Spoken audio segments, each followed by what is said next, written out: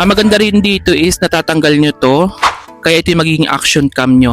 Ganito siya pag i-open nyo, automatic na yan mag-o-open kapag flinip nyo ng ganyan. Nagbabike kayo or sa mga motovlog, pwede to. Pwede rin sa diving sa ilalim ng dagat. Hi Yukis! Welcome back to my YouTube channel. Today meron tayong bagong tech review and this is the SJCam C400 action camera. First, let's talk about the camera. The SJCam C400 can record up to 4K resolution at 30 frames per second. For smooth footage, kaya rin ito mag-record 2K at 60 FPS while Full HD 1080p can go up to 120 FPS for slow motion shots. Kaya naman Yukis, kung naghahanap kayo ng compact camera for vlogging, travel, outdoor and activities, POV shots and everyday content, baka ito na ang camera na para sa inyo. So let's check out its features and specifications. Ang magugustuhan nyo rin dito, ang sensor nito is CMOS with 1.2.8 inch with a 154 degree wide angle lens and f.2.0 aperture. For photos, it supports up to 16 megapixels. For stabilization, isa sa mga interesting features nito, Yukis, is the 6-axis gyro stabilization plus the SJCam steady motion stabilization technology. Regarding naman sa rotation of a screen, another highlight is the rotatable touchscreen setup.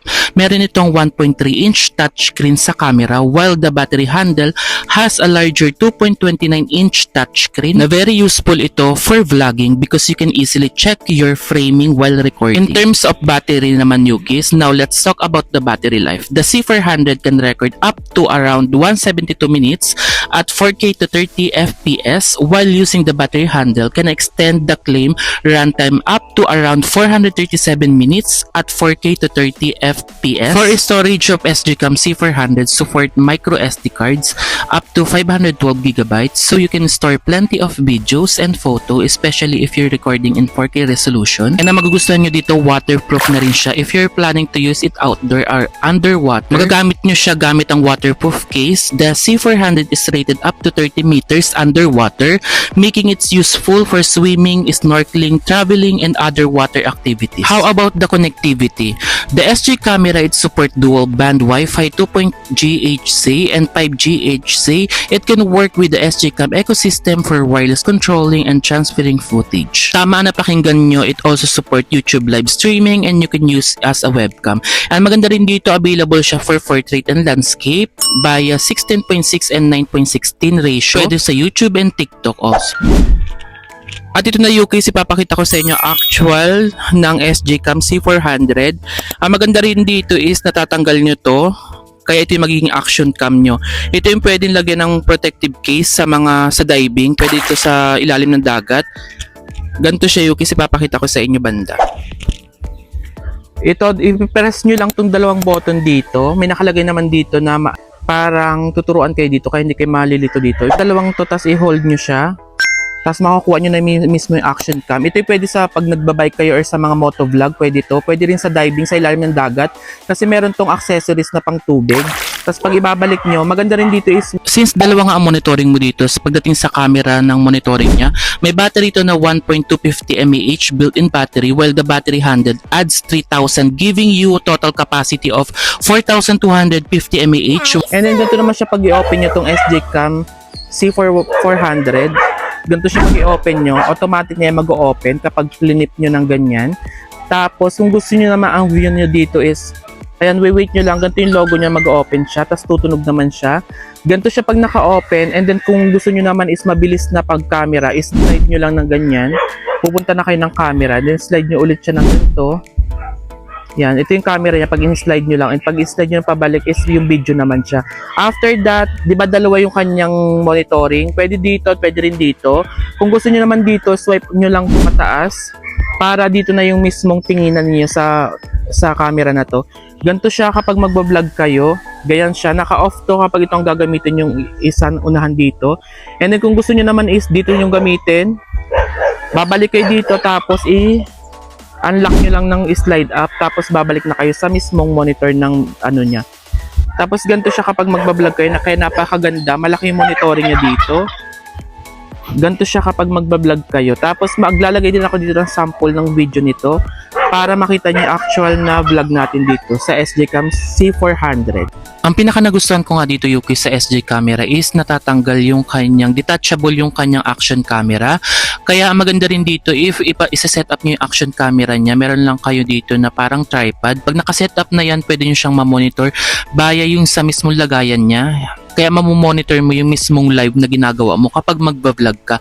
Pag tinanggal mo siya dyan, dinetouch mo siya ng ganyan, yung isang ipangharap mo sa'yo and then yung isang ipang monitor mo sa'yo para kitang-kita mo yung mga anggulo talaga kung saan ka talaga nagbablog, Yukis, at kitang-kita mo yung mga background kasi mas malaki yung kanya mismong monitoring sa LCD ng harapan niya. Kaya yung isang action camera is ayan yung ihihiwalay nyo siya and then nakakonek yan dyan via wifi, nakakonek yung kanyang monitoring. Kaya yun ang nagustuhan ko sa kanya. Hindi ka na titingin-tingin sa likod dito kasi may mismong monitoring na siya. Natatanggalin siya ng detachable na ganyan. And ang maganda sa SJ camera, via Bluetooth and via Wi-Fi mo siya magagamit. So choice mo kung ano yung gagamitin mo sa dalawa. Kung Bluetooth ba or kung Wi-Fi. And ang maganda nga rin dito is kapag nalobat niya yung action camera mo, mag-charge yan mismo sa mismong case niya.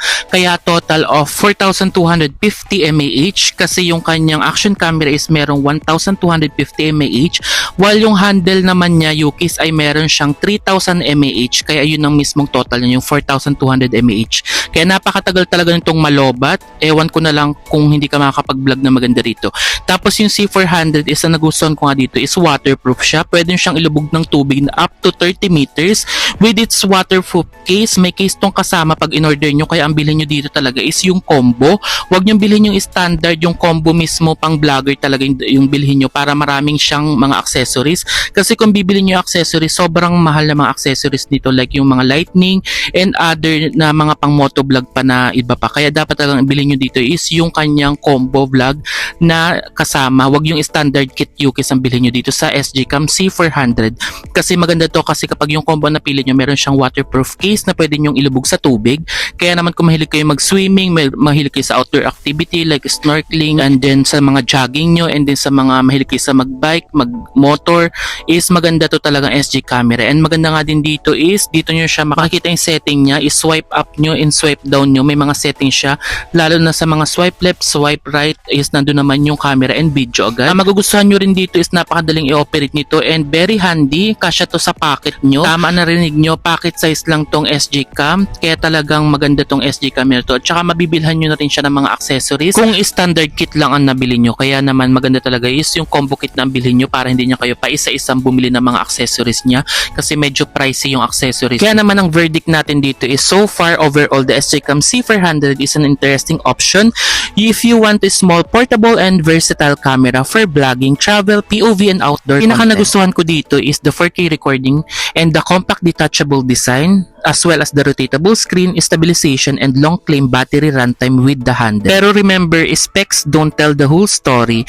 Important pa rin ang actual image quality, especially in low light, audio quality, stabilization, and dynamic range. So definitely, itetest natin to para sa actual video ng SJCam C400 para makita nyo yung actual video niya. Napakaganda, sharp, and vivid talaga to, and very budget friendly lang siya.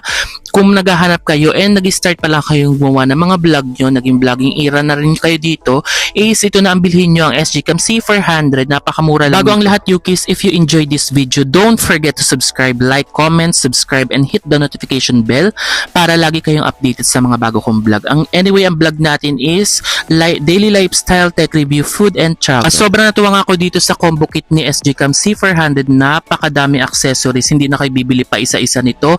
Meron siyang pang sabit sa leeg kapag magluluto kayo and nagtatadtad kayo ng mga karne, is talagang isasabit nyo lang siya sa leeg, tuloy na ang vlog nyo, Yukis. And meron dito sa mga motovlog, napakadami accessories to, pangkabit sa helmet, pangkabit sa mga bracket dun sa mga motor nyo. Napakaganda nitong SJ camera ito talagang kapag yung combo kit na nabili nyo is ang daming accessories talaga, kayo na lang yung masasawa dito. Ako naman kasi is for vlog lang to, kaya hindi ko masyado nagagamit yung iba dito. Ang magagamit ko for sure dito is yung kanyang waterproof case na 30 meter ang pwedeng ilubog siya sa 30 meter. Ayun ang magagamit ko for sure dito kasi hindi naman ako drive ng motor, sasakyan yung aking dala dito. And then dito nga is pinapakita ko sa inyo yung lahat ng mga accessories ni SGCam C400. Anyway, i-summarize na muna natin ang mga specification nitong SGCam C400. Pagdating sa video, meron siyang 4K to 30 FPS. Meron na rin siyang available sa 2K to 60-30 FPS. Ang pinakamababang resolution ng SGCam is 1080p, 120-60 to 30 FPS. Sa photo naman is meron siyang 16 megapixel up, and aperture niya is f2.0. Sa screen naman is 1.3 plus 2.29 rotatable touchscreen, stabilization 6-axis gyro plus steady motion. Sa storage naman meron siyang micro SD up to 512GB. Pagdating naman sa connectivity, available siya sa Bluetooth and Wi-Fi. The Wi-Fi is 2.4 GHz plus 5G HC. Portable naman siya with Type-C connector ang gagamitin nyo dito. Waterproof up to 30 meter with case. Ang maganda rin sa battery niya is may yung action camera battery is 1200 mAh sa camera battery. And then meron naman siyang handle niya na 3000 mAh. Kaya napakadami nito. Pag kinumbine nyo yung dalawa is 4,250 mAh. Ang weight niya is 189 grams with battery handle. Ang size naman nito is 68 by 32 by 25.5 mm camera body, and meron na rin itong built-in microphone, kaya naman maganda hindi nyo siya bibilhan ng lavalier microphone. And upon testing ng 1 month itong SGCam is talagang sulit na sulit talaga ang pera nyo dito. Napaka-vivid and sharp na rin siya. Tapos ang nagustuhan ko nga rin dito, kapag nagvi-video ako dito sa SG camera is hindi ko na kailangan siyang takiran pa ng lavalier microphone, kaya makakamenos kayo sa gastusin kasi meron siyang microphone na and sobrang lakas na nakaka-capture niya or nare-record niya kapag itong SG camera ang inyong ginamit. Ang nagustuhan ko rin dito sa SG camera, ang mga na-experience ko dito is maganda siya, madali siya makapag-record. Ang harapan nito is meron ka lang dalawang button, merong power off and may parang on. Yun lang ang button niya dito, dalawa. And then sa mga gilidan naman ito, kapag itatanggalin niyo yung detachable ng action camera niya, ipipress niyo yung magkabilang gilid dito para matanggal niyo yung detachable na action camera ng SG camera. Tapos UKs ito na nga at talagang sobrang dami. Natuwa na rin ako dito mag-unboxing dito sa SG camera na to kasi napakadami talaga niyang accessories. And bukod dyan, at ito pa nga, may isa pang accessories pala dito na may pang, pwede siya sa may mga, pwede ito sa mga selfie stick nyo or mga handle, itong isa na niya na to. Ang dami nga nitong accessories, kayo na lang talaga yung mahihilo sa accessories niya, napakadami. Kaya naman talagang ito ang nagustuhan ko dito sa SG camera. Tapos nandito na rin sa box niya ang kanyang manual user, meron na rin dito yung mga QR, then meron din QR dito mismo sa mismong wifi ni SG Cam, sa mismong gamit niya. Tapos ito na, napakadami talaga dito. Kayo na yung mauumay dito sa kanyang accessories, na dami talaga dito yun. Kaya tama-tama talaga nagkaroon ako ng SG Cam kasi yung iPhone ko dati na pinapang video ko is nagte-temperature heat siya, lalong-lalo na pag nasa probinsya ako is sobrang init dito and naa-adapt niya talaga yung heat dito. And yung case ko is wala siyang heat dissipation, kaya talagang hindi nakalabas ng init dito. Kaya pag nagre-record ako sa iPhone, biglang namamatay yung iPhone. Sayang ang vlog ko kasi nagugulat na lang ako. After ko mag-vlog is nakatalikod kasi yung iPhone na yun and hindi ko nakikita na hindi na pala siya nagre-record. Kaya talagang mas nagustuhan ko yung gantong SG camera, lalong-lalo na kapag nag-vlog tayo, is harap-likod is monitor natin siya. Kung hindi pa kayo na kontento sa kanyang monitoring, pwede nyo siyang i-detach, tanggalin nyo mismo action camera and kapitan nyo agad yung pang-monitor na handle niya, and then yun yung gamitin nyo mismo yung action camera niya, ihiwalay nyo siya. Pwede nyo siyang hiwalay na gamitin, may taga-monitor and may taga-camera. Kaya napakaganda nitong SG Cam C400. At ito na nga Yukis yung kanyang waterproof case. Ito na lahat ng mga accessories. Napakadami talagang accessories nito. And nagustuhan ko nga itong SG camera nito kasi ang tagal nitong malobat talaga. Tapos ang magugustuhan nyo pala dito kapag i-on nyo siya is if i-flip nyo lang siya pagilid na ganyan, mag-on na siya. Kapag naman i-off nyo is hindi nyo rin pipindutin siya kasi if i-flip na, ibabalik nyo siya lang siya sa flip niya is mag-turn off siya. Sa madalit sabi Yukis, meron easy access siya sa turn on and turn off. If i-flip nyo lang siya ng if i-flip, or pwede rin pindutin yung mismo button niya para mag-turn off. Pag tinatamad kayo i-flip nyo lang ng i-flip, mag-turn on, turn off siya. Tapos ang maganda nga rin dito Yukis is meron na rin siyang LED light dito. Tapos ayan, umiilaw to. Kapag dinetouch nyo is nakakulay green or kulay blue siya. Pag nalalobat is kulay pula, and then pag papuno na siya is kulay blue siya or purple. Yan yun. Ganito naman siya, bibigyan kayo dito ng 3 seconds para mag-turn off. Kapag naman ayaw nyo i-turn off na namatay siya ng ganyan, i-continue nyo lang siya. Click nyo lang yung continue. Tapos ayan na nga Yukis, napakaganda. Gustong gusto ko talaga tong SG Cam. Ito yung boxes ng SG Cam C400. C400. Pag darating nyo sa bahay nyo is maganda siya with full of bubble wrap, kaya hindi kayo mag-worrying, magagasgasan to with fragile indication na naka-fragile siya para hindi itapon-tapon ng mga rider kapag o-order kayo via TikTok affiliate natin Yukis. Ilalagay ko dito ang sa comment section or sa description box yung kanyang link. Kaya ano pa ang gagawin mo kung naghahanap ka nga ng action camera na 3-in-1, pwede sa vlog, pwede sa motovlog, pwede sa underwater. Next dito yung kanyang video, kayo na lang humusga kung gaano kaganda.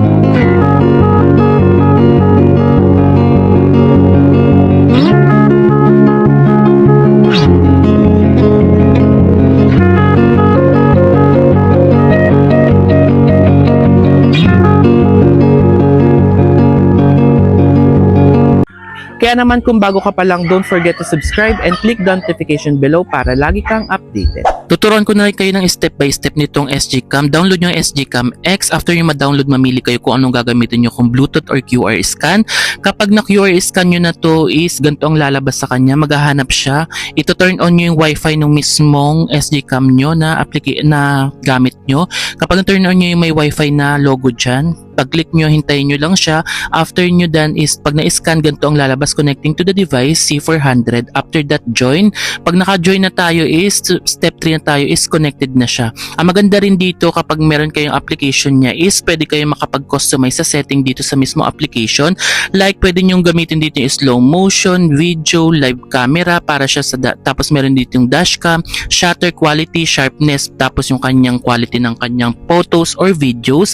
Meron na rin siya ditong color iOS, and then dito nyo rin pala ma-modify or mako-customize yung kanyang watermark. Pwede nyo tanggalin yung watermark na SG Cam, pwede nyo tanggalin yung time, and then ito na nga, kaya napakaganda nito. Pwede nyo rin siya ditong ma-rotate. Lahat na nandito na, kaya download nyo yung SG Cam X via application, Apple Store, and Android naman is Play Store.